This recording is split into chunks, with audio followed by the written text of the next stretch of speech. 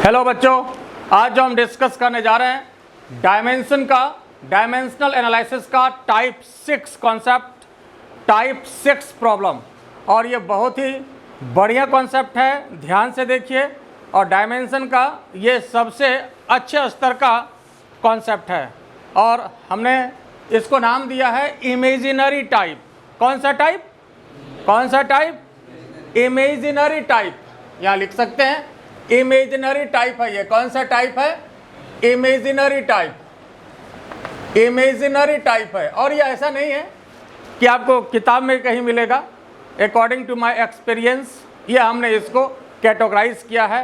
किसी भी टॉपिक पर हम कई टाइप में उसको डिसाइड किया है, डिवाइड किया है, ठीक है, ताकि आपको समझने में आसानी हो। और ये हम बार बार कहते हैं कि प्रॉब्लम अनलिमिट है, लेकिन कॉन्सेप्ट जो है वह लिमिट है। बहुत कम कॉन्सेप्ट है, आपको देखने में जितना लगता है उससे बहुत कम है। और इवन कुछ टॉपिक में मात्र 2 ही 3 लाइन कॉन्सेप्ट है, उसी पर पूरा टॉपिक चलता है। जैसे इसी में लग रहा होगा आपको, जो पूरा पढ़े हैं अभी तक, कि मात्र 1 लाइन पर कई क्वेश्चन आपका बन चुका है, कई कंसेप्ट आ चुका है। वो लाइन क्या था कि जुटना या घटना ये सेम फिजिकल क्वांटिटी में होती है। बोलो सही है या गलत लग रहा है? यस और नो? डल रिस्पॉन्स, ठीक से बोलो यस और नो। आई बात समझ में? तो आपको ये खुद लग रहा होगा कि मात्र इस 1 लाइन पर जो है अभी तक ये पूरे टॉपिक में कई कॉन्सेप्ट, कई प्रॉब्लम आपका बना है कि नहीं बना है, ठीक है। तो कंसेप्ट लिमिट है, लेकिन प्रॉब्लम जो है वह अनलिमिट है। प्रॉब्लम तो हजारों हो सकता है, लेकिन कॉन्सेप्ट हजारों नहीं है। कॉन्सेप्ट बहुत ही कम है, बहुत कम है। ये डिपेंड करता है पढ़ाने वाले पर कि वो किस तरह से आपको पढ़ाते हैं। और नहीं तो तिल का तार बनाने वाले भी हैं। देखो जी, इतिहास पढ़ा रहे हैं तो आपको भूगोल पढ़ा रहे हैं, है ना, तो फिजिक्स पढ़ाने वाले कम मिलते हैं, ठीक है। इसलिए ज़रा ध्यान से देखिए, ध्यान से समझिए, ठीक है। तो यह आपका है imaginary type. Imaginary type question है। इमेजिनरी टाइप का मतलब क्या हुआ, हमने क्यों इसको इमेजिनरी टाइप नाम दिया है? पहले इस बात को समझिए कि इमेजिनरी टाइप नाम हमने दिया क्यों है। कारण इसका क्या है कि इसमें जो ये क्वेश्चन है इमेजिन किया गया है, इमेजिन किया गया है। देखिए क्या है, अगर gravitational constant capital G, Planck constant H, gravitational constant का इंडिकेशन कैपिटल G होता ही है, प्लैंक कांस्टेंट कैपिटल H होता ही है। कैपिटल H नहीं, ये स्मॉल h है, ठीक है, इंडिकेशन है। और ज़्यादातर स्मॉल h होता है, और कहीं कहीं ऐसे भी होता है, h को ऐसे क्रॉस कर दिया जाता है। तो इंडिकेशन कोई भी चीज़ का हार्ड एंड फास्ट नहीं होता है, ठीक है। और तीसरी क्वांटिटी इसमें क्या है? वेलोसिटी ऑफ लाइट है। तीसरी क्वांटिटी इसमें क्या है? वेलोसिटी ऑफ लाइट है। Is taken as fundamental unit. किस में लिया गया है? फंडामेंटल यूनिट में। मतलब इस तीनों को फंडामेंटल में लें। किस में लें? फंडामेंटल में लें। किसको किसको फंडामेंटल में कंसीडर करें? इस तीनों को, ग्रेविटेशनल कांस्टेंट, प्लैंक कांस्टेंट और किसको? वेलोसिटी ऑफ लाइट को। वास्तव में ये फंडामेंटल में नहीं होता। वास्तव में जो फंडामेंटल में होता है आपके पास क्या होता है? मास का कैपिटल M, लेंथ का कैपिटल L, टाइम का कैपिटल T। और भी है, लेकिन इस 3 का काम यहाँ पड़ेगा। तो ये फंडामेंटल में होता है ना। टेम्परेचर का ये आपका फंडामेंटल में होता है। लेकिन यहाँ पर क्या है? बात उल्टी है। क्या है? बात उल्टी है। यहाँ पर ये इमेजिन किया गया है। क्या किया गया है? इमेजिन किया गया है, ठीक है, इमेजिनेशन है। इसको अगर फंडामेंटल यूनिट हम कंसीडर करें, then find out dimension of mass, length and time in this new system. किसमें? नए सिस्टम में। नए सिस्टम में मतलब ये एक नया सिस्टम आपको दे रहे हैं, जिसमें कि ये 3 ग्रेविटेशनल कांस्टेंट, प्लैंक कांस्टेंट और वेलोसिटी ऑफ लाइट, ये आपका क्या होगा? किस में होगा? फंडामेंटल में होगा। यही फंडामेंटल में होगा। और आपको जो निकालना है डायमेंशन किसका? मास का, लेंथ का, टाइम का। किसका निकालना है? मास का, लेंथ का, टाइम का। आप एक ही समझिए पहले, इसमें 3 क्वेश्चन है। मास का अलग है, लेंथ का अलग है और टाइम का अलग है। आप एक ही समझिए, पहले मास का ही निकालेंगे या टाइम का निकालेंगे, किसी एक का निकालना तीनों है, ठीक है। तो इस नए सिस्टम में आप इमेजिन यहाँ पर आपको करना है ना। जैसे मान लो कि अगर आप कोई इंटरव्यू देते हैं, सपोज किसी का IAS का इंटरव्यू है, वहाँ पर आपसे पूछा जाए कि अगर मान लीजिए आपको हमने किसी भी डिस्ट्रिक्ट का DM बना दिया, तो आप उसमें जो है एजुकेशन में सुधार के लिए आप क्या करिएगा, ठीक है। तो क्या बोलोगे, अभी हम क्या करेंगे, अभी DM हाँ ये नहीं, तभी क्या करना, बनाइएगा तब सोचेंगे क्या करेंगे। क्या ऐसा बोल रहा है?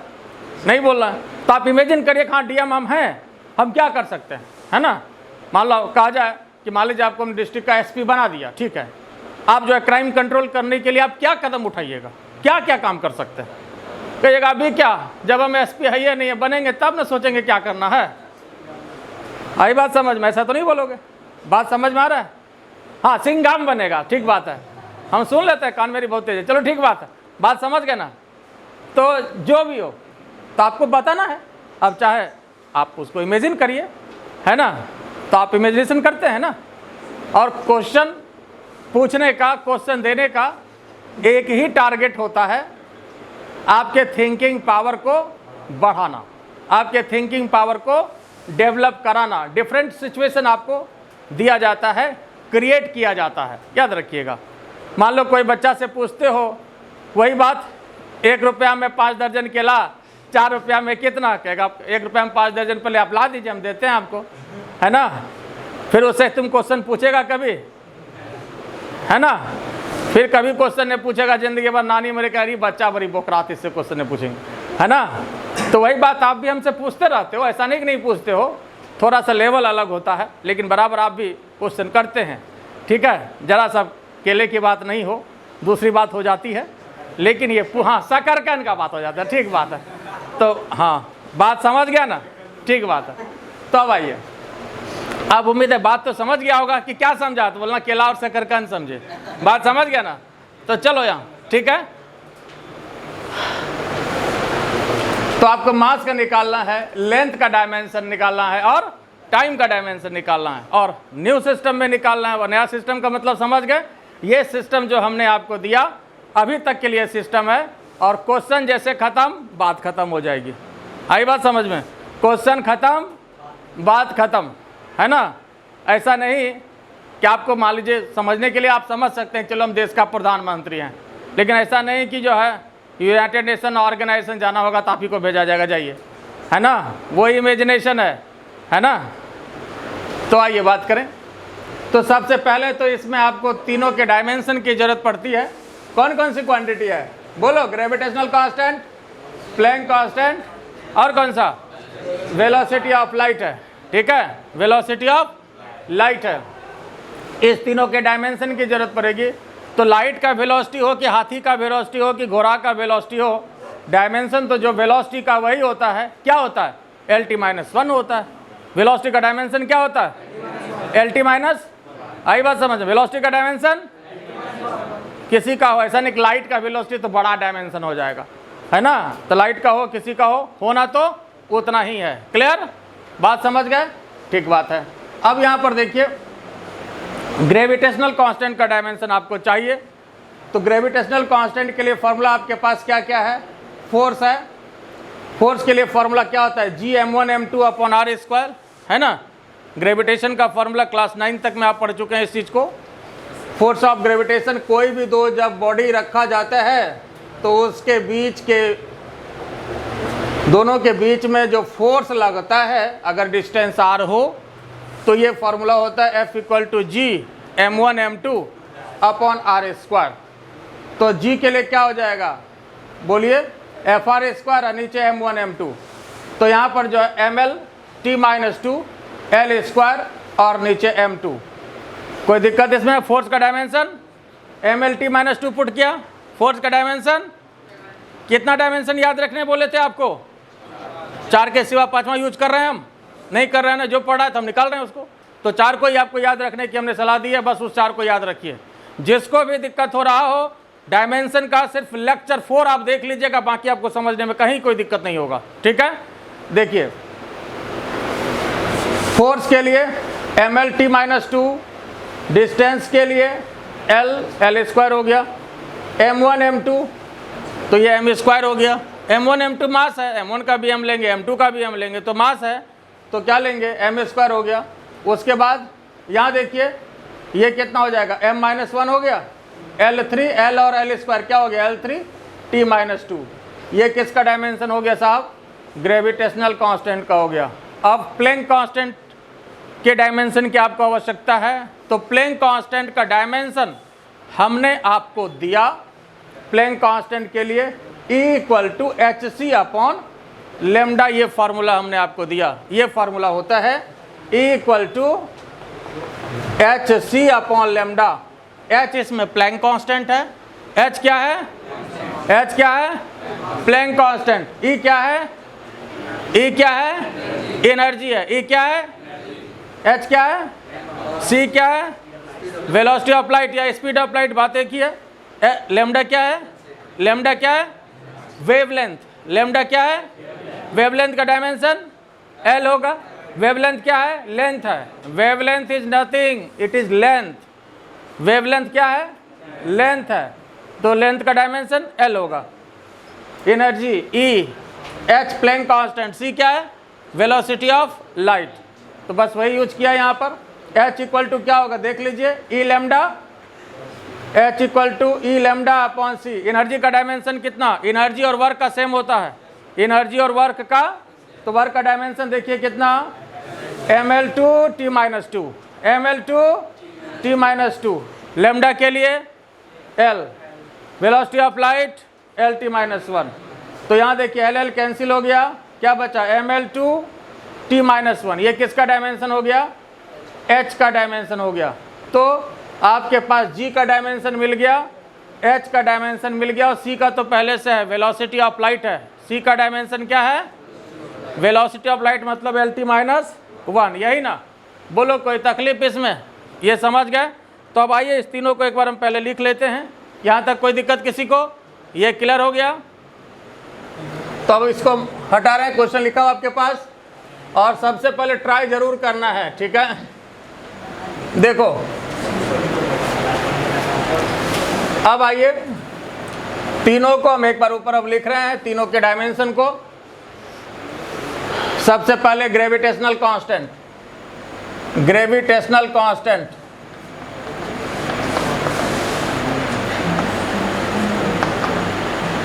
Gravitational constant capital G, dimension कितना,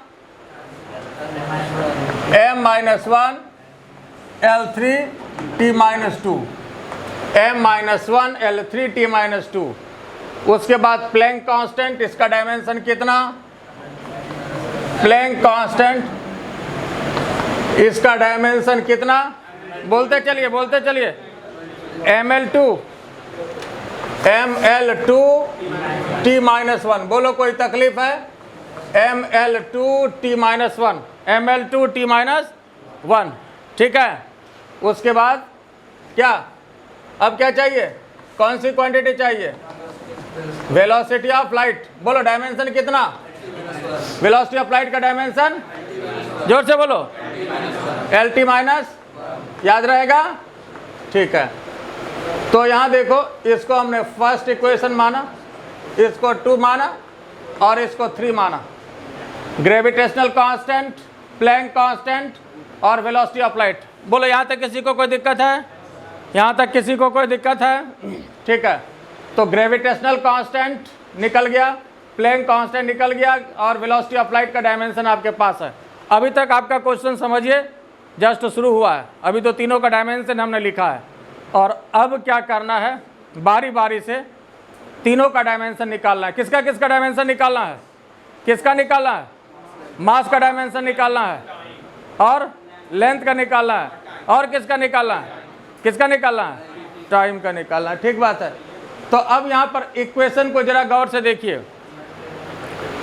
तीनों इक्वेशन को जरा ध्यान से देखिए कि इसमें अब करना क्या होगा, ध्यान से देखिए। और ये भी जरूरी नहीं है कि जिस तरह से मैं निकालूं उसी तरह से आप भी निकालो, ये जरूरी नहीं है, ठीक है। आप दूसरा तरीका भी अपना सकते हैं। ऐसा नहीं कभी हम जैसे निकालेंगे वैसे ही निकलेगा, वही एक तरीका नहीं होगा। ठीक है, कई तरीका इसका हो सकता है, उस पर भी हम बात करेंगे।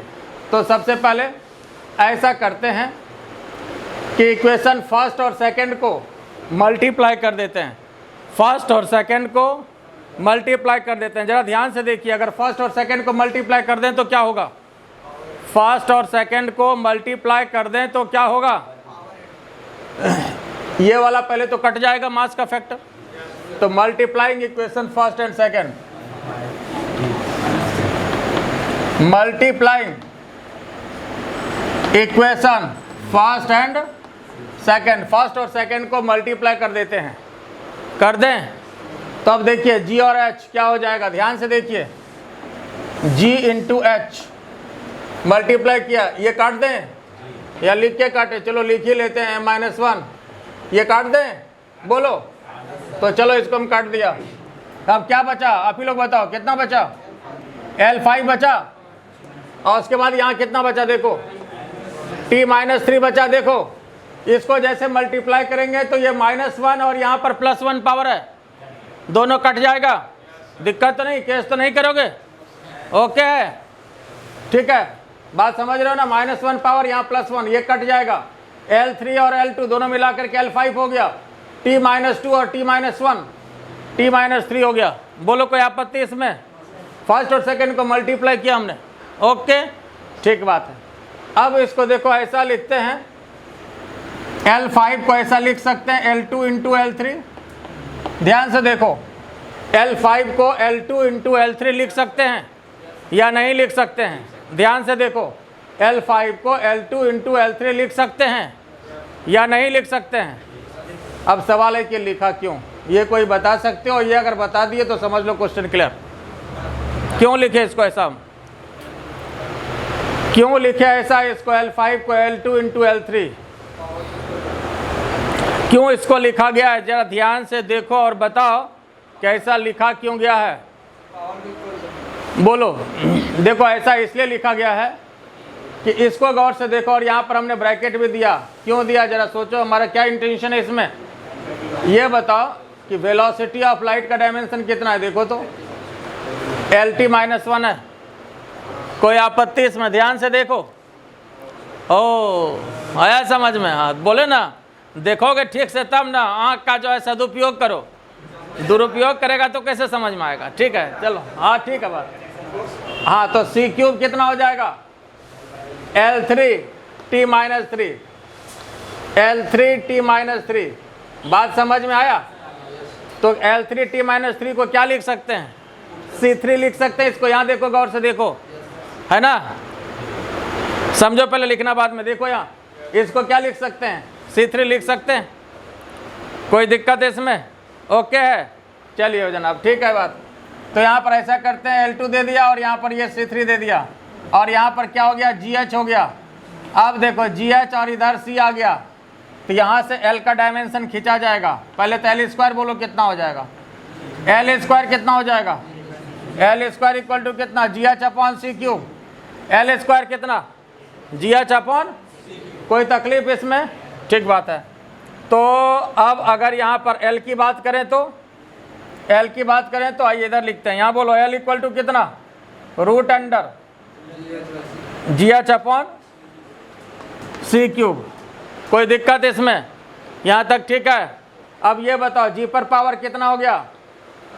G पर पावर रूट है, रूट का मतलब पावर हाफ, रूट का मतलब G पर पावर हाफ, H पर पावर, C पर, नीचे लिखो C को, C पर पावर क्या हो जाएगा? 3/, और अगर C को ऊपर ले जाएं तो क्या हो जाएगा? G पर पावर हाफ, बोलते चलो, G पर पावर, H पर पावर, C पर पावर -3/। अब क्या करना है? अब क्या करना है? बस हो तो गया, और क्या करना है? G हाफ, H पर पावर, H पर पावर हाफ, और C पर पावर कितना?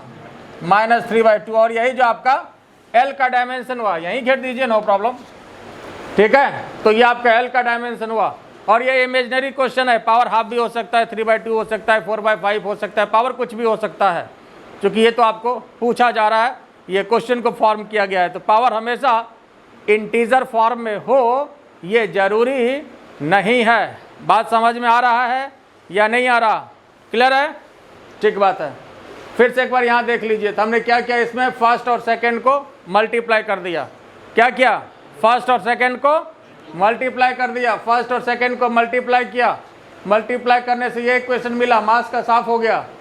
और इसमें फ़ायदा ये हुआ, L5 को हमने L2 इंटू L3 लिखा और यहाँ पर L3t-3 लिखा। ऐसा इसलिए लिखा कि ये C क्यूब आ जाए, C क्यूब या C3 जो कहिए, C क्यूब आ गया तो इसके स्थान पर C क्यूब डाल दिया, L स्क्वायर का डायमेंशन यहाँ से खींच लिया। आई बात समझ में? और एक इक्वेशन इसको भी दे दीजिएगा, अभी आपको ज़रूरत पड़ेगी इसकी। अब ये तो समझ गए ना, इसको दे दीजिएगा इक्वेशन 4। कौन सा? इक्वेशन 4। इसकी ज़रूरत आपको अभी पड़ेगी। बोलो इसमें कोई दिक्कत है?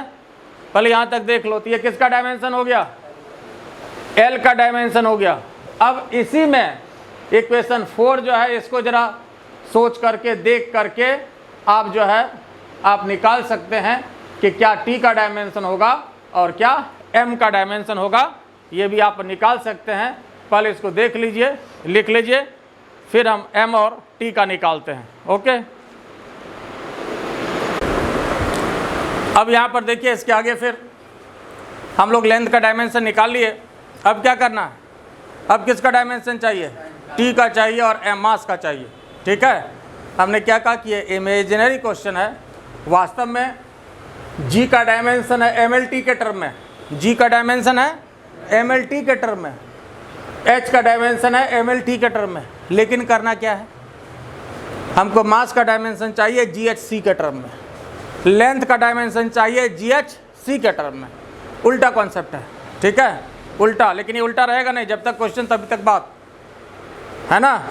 क्वेश्चन खत्म, बात खत्म, रात गई बात गई। बात समझ गए? तो उसी तरह से क्वेश्चन खत्म, बात खत्म। आइए, तो यहाँ पर जो है इसके लिए इस क्वेश्चन की बात है।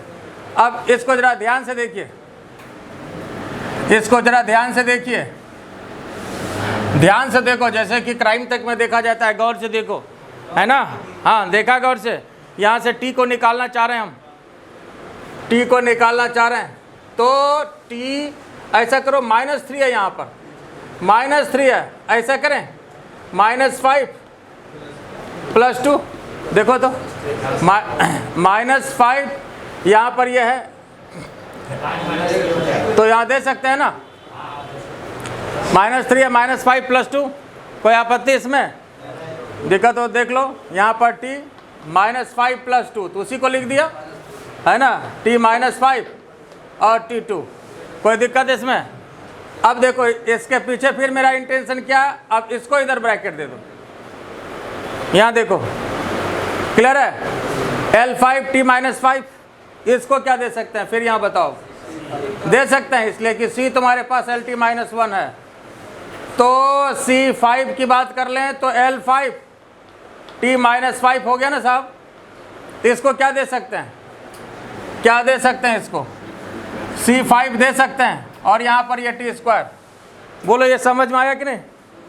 स्क्वायरिंग, क्यूबिंग सब कुछ कर सकते हैं ना, 4इंग 5इंग जो मानो कीजिए, है ना। समझ लो, पहले ध्यान दो। यहाँ पर GH आपके पास ये है, क्या है? C5 T² निकालना। क्या है? क्या निकालना? टारगेट गायब हो गया। क्या निकालना है? T चाहिए। क्या चाहिए? T चाहिए। ठीक है, तो यहाँ पर T² कितना हो जाएगा? T² GH/C5। कोई तकलीफ इसमें? आइए इधर लिखते हैं। तो यहाँ पर T = कितना हो जाएगा? बोलो तो। T = कितना? √Under GH/C5। इसका मतलब G पर पावर ½ H पर पावर ½ और C पर पावर कितना? 5/2। कोई तकलीफ इसमें? और जब ये ऊपर चला जाएगा 5/2 तो क्या हो जाएगा? -5/2। तो यहाँ पर जो है क्या हो जाएगा? G पर पावर ½ H पर पावर ½ और C पर पावर -5/2। बोलो कोई तकलीफ इसमें? तो इसे टी का डायमेंशन आपको मिल गया। बोलो कोई दिक्कत है? समझ में आया या नहीं? क्या निकला इससे? टी का डायमेंशन निकला। अब क्या बचा? एक और टारगेट इसमें बचा हुआ है। कौन सा टारगेट बचा हुआ है? मास निकालना है। क्या निकालना है? मास निकालना है। बोलो यहाँ तक कोई दिक्कत है? ये क्लियर हो गया? अब देखो मास का निकालने के लिए क्या करते हैं।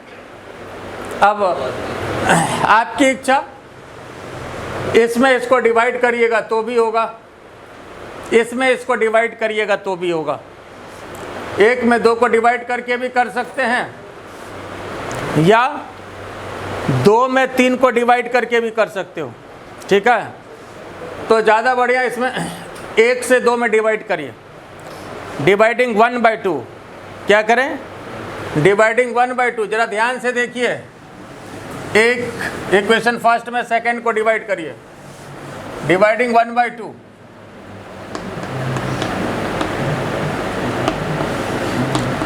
एक में 2 को डिवाइड करिए और बोलते चलिए G/H क्या हो जाएगा? G/H क्या हो जाएगा? बोलो तो यहाँ इसको हटा दें। अब चलिए इसको हटा दिया यहाँ। अब यहाँ देखिए G/H कितना हो जाएगा? चलिए इसको लिख लेते हैं पहले। M-1 L3 T-2, नीचे क्या? M L2 T-1। ठीक ना? अच्छा ठीक बात है। अब यहाँ पर देखो ऐसा करते हैं, यहाँ पर जो है नीचे इसको नीचे लेते जाते हैं। M² दे दें, कोई आपत्ति? L3/L2 ये क्या हो जाएगा? देखो तो जरा, ये इससे कट जाएगा साहब, तो क्या बच जाएगा? ऊपर L बच जाएगा। और इसको ऊपर लेके चले जाओ तो साहब, इसको ऊपर लेके चले जाओ तो -2 है यहाँ, और ये ऊपर चला जाएगा तो +1, तो क्या हो जाएगा? कुछ समझ में आ रहा है? देखो कुछ समझ में आ रहा है? ऊपर क्या दे सकते हैं? C। जैसे यहाँ C देंगे मास का डायमेंशन खींचा जाएगा। आई बात समझ में? फिर देखो यहाँ 1 में 2 को डिवाइड किया, ठीक है, L2 से ये कट गया, L बचा ऊपर, ये ऊपर गया T-1, LT-1 क्या हो जाएगा? वेलोसिटी हो जाएगा। मतलब यहाँ पर इसको क्या दे सकते हैं? क्या दे सकते हैं? C दे सकते हैं। क्या दे सकते हैं? C दे सकते हैं। तो यहाँ पर C दे सकते हैं। अब यहाँ पर देखिए, अब यहाँ पर G/H ऊपर दे दिया C, नीचे दे दिया M²। निकालना क्या है? निकालना क्या है? टारगेट नहीं भूलना, याद रखना क्या निकालना है। ठीक है, मास का डायमेंशन निकालना है। तो M² को इधर किया, M² को इधर किया, इधर, उसके बाद HC/ क्या? G। बोलो कोई तकलीफ इसमें? तो इसका मतलब M क्या? √HC/G। बोलो कोई तकलीफ इसमें? अब यहाँ देखिए,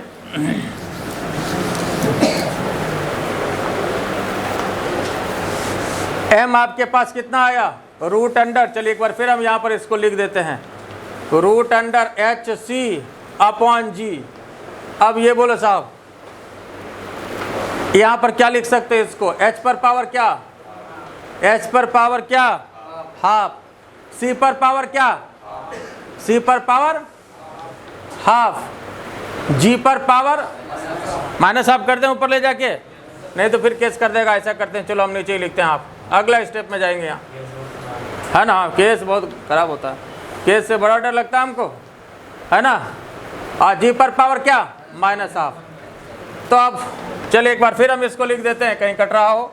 G पर पावर, G को ही पहले लिख देते हैं H/2, C पर पावर हाफ। यह आपका मास का डायमेंशन हो गया। बोलो साहब कोई तकलीफ है इसमें?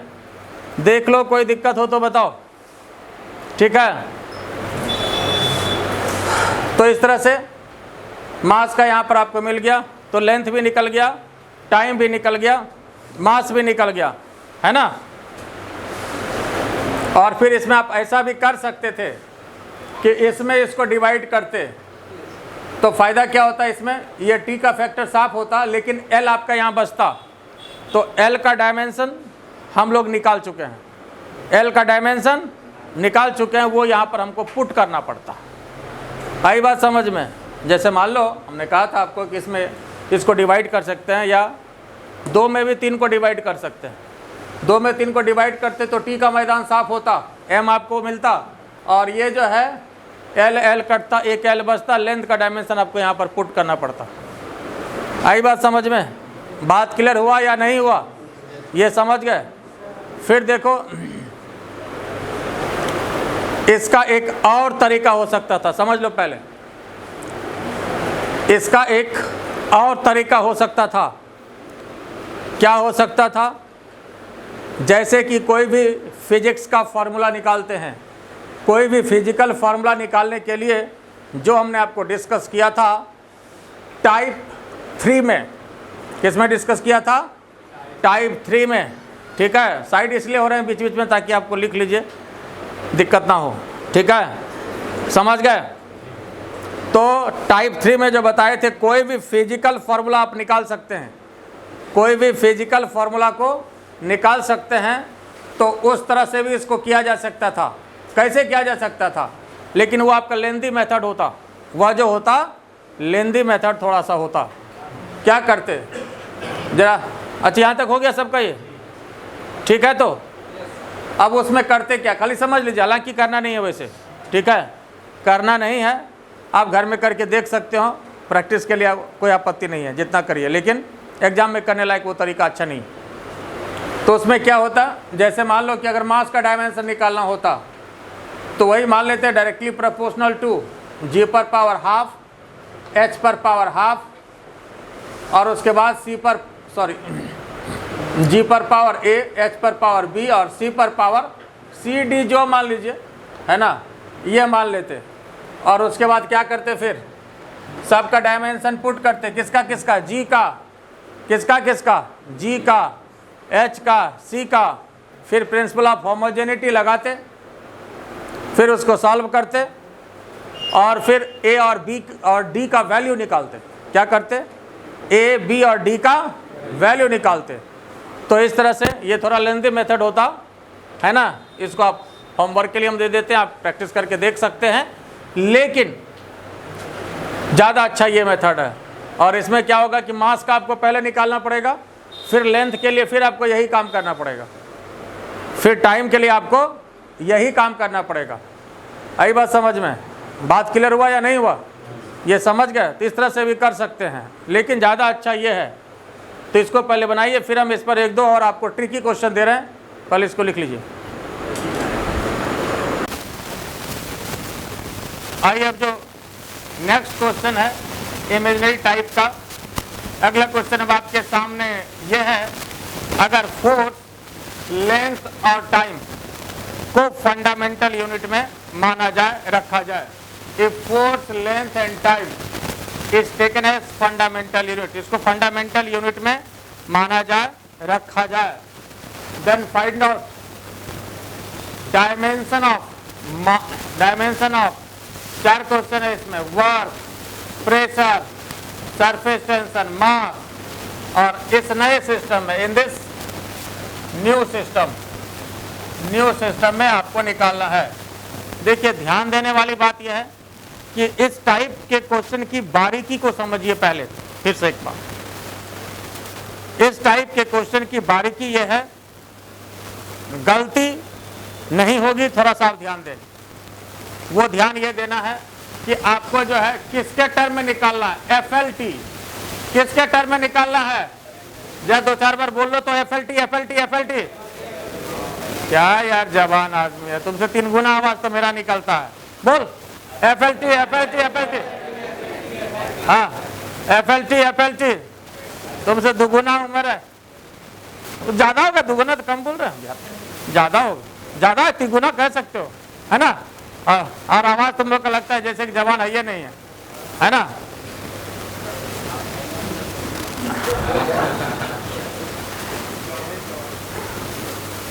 पुराने जमाने के हैं, नया जमाने में क्या होता है? हाँ, नया जमाने में क्या होता है? अपने में हाथ रगड़ता है खाली रे। अच्छा, चल देख बात समझ। तो हाँ, बोला FLT बोला, बोल फिर। FLT FLT मतलब FLT के टर्म में चाहिए, चौथा इसमें कोई नहीं होना चाहिए। कहने का मतलब कुछ बच्चे क्या करते हैं उसमें मास का टर्म डाल देते हैं, तो मास नहीं रहना चाहिए। मास का तो आपको निकालना ही है, मास का तो निकालना ही है, मास का निकालना है। तो एक क्वेश्चन है आपके पास, लास्ट क्वेश्चन जो है, तो FLT के टर्म में होना चाहिए, उसके सिवा कुछ नहीं होना चाहिए। इससे कम कर सकते हैं आप, मान लो हो सकता है कहीं FL ही आ जाए तो वो ठीक है, so much so good. FL ही हो जाए ज्यादा अच्छा, FT हो जाए ज्यादा अच्छा, लेकिन इस तीनों को छोड़ के कोई चौथा नहीं घुसना चाहिए। बस यही इस क्वेश्चन की बारीकी है। आई बात समझ में? इसका कॉन्सेप्ट यही है। अब बाकी आप फॉर्मूला को देखिए, उसके अनुसार उसको सेट करिए। ठीक है, अब यहाँ देखो, जैसे मान लो आसान क्वेश्चन है, ध्यान से देखिए। आपको निकालना वर्क का डायमेंशन है, बहुत ज्यादा इस टाइप का क्वेश्चन पूछा जाता है कोई भी एग्जाम में, board as well as competitive exam. ठीक है, वर्क का, ये बताओ वर्क का फॉर्मूला क्या होता है? फोर्स इंटू हाँ, वर्क का फॉर्मूला क्या होता है साहब? Force into displacement. अब लो, फिर हो गया MLT, लग गया मास। फिर ML पे क्यों जाना भाई, जब फोर्स आपको ऑलरेडी F कह रहा है कि फोर्स रखिए आप, तो फोर्स के लिए क्या रखेंगे? अब बीमारी ये होता है जैसे फोर्स आएगा MLT -2। अरे भैया ये इमेजिनरी क्वेश्चन है, यही गलती होती है ना। बीमारी जैसे आप बोले थे MLT -2, वो तो ठीक है, लेकिन ये ओरिजिनल नहीं ना है, ये इमेजिनरी क्वेश्चन है ना। क्वेश्चन में कह रहा है आपको प्रधानमंत्री, तुमको नहीं हम घंटियां बजाएंगे, हम चपरासी हैं। अरे ये थोड़ी देर मानने में खराब थोड़ी लगता है, अच्छा ही लगता है कि मान लो कि आप जो प्रधानमंत्री है, मान लो DM है, अच्छा ही फील होगा, है ना। ओरिजिनल में तो फिर दिन टूटेगा तो पता चले जाएगा क्या है ना। तो हाँ, यहाँ देखो, तो फोर्स का क्या हो गया, बात समझ गए? ठीक बात है। डिस्प्लेसमेंट के लिए हो गया, कहानी खत्म, निकल गया। और क्या, जब FL में काम खत्म हो गया, अब तो सर T नहीं आया, नहीं बोले तो कम रहे तो कोई दिक्कत नहीं है।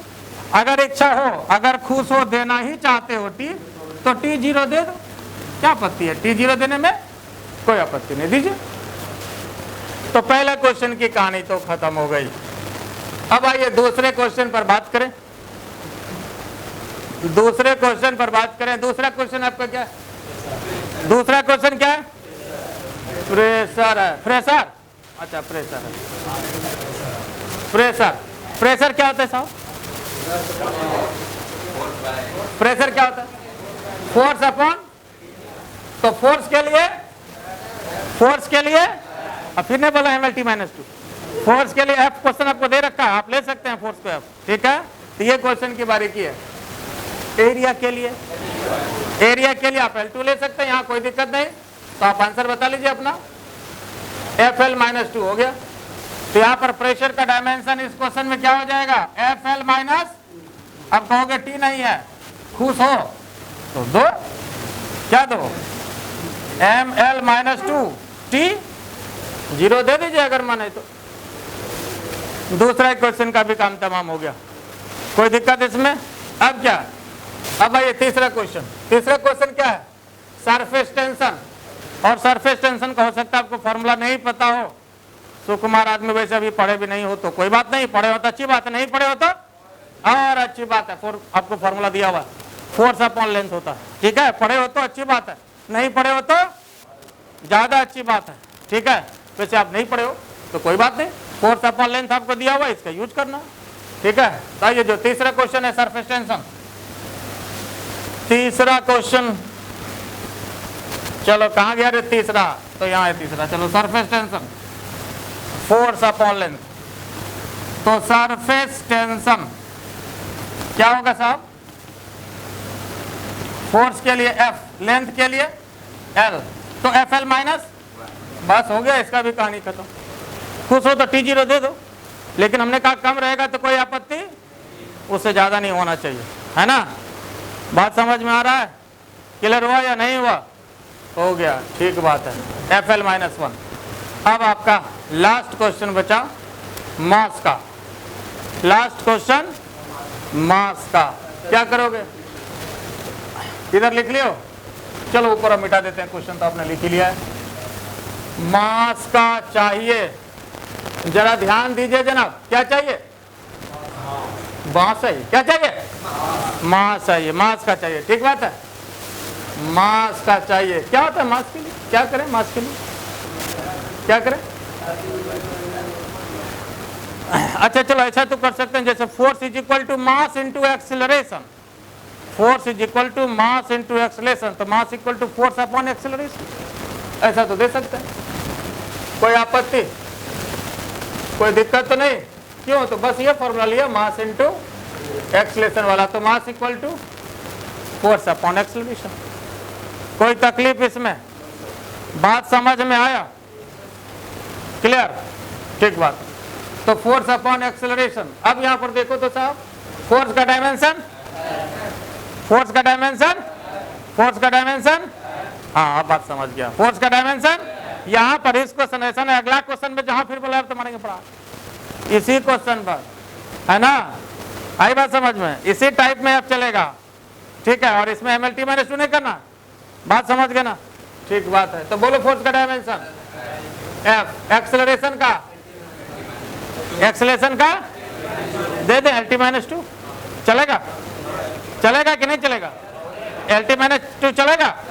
हाँ चलेगा, इसलिए L और T तो था ही क्वेश्चन में, L और T था, ध्यान रखना है, बस वही जो लौटा FLT FLT FLT, तो LT तो चलेगा, इसलिए यहाँ पर LT माइनस 2 दे देते हैं, बस हो गया काम खत्म। तो F L माइनस 1 T2, ये किसका डायमेंशन हो गया साहब? मास का डायमेंशन हो गया। बोलो कोई तकलीफ इसमें?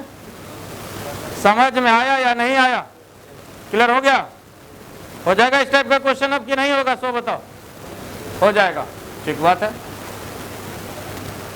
तो इसको लिख लीजिए और चलिए, अगर चाहते हैं कि इस तरह का वीडियो आपको मिलता रहे तो क्या करना है ना? लाइक करना है ना? बेल आइकन को दबा देना है ना? तो चलिए लाल बटन दबा दीजिए। Thank you.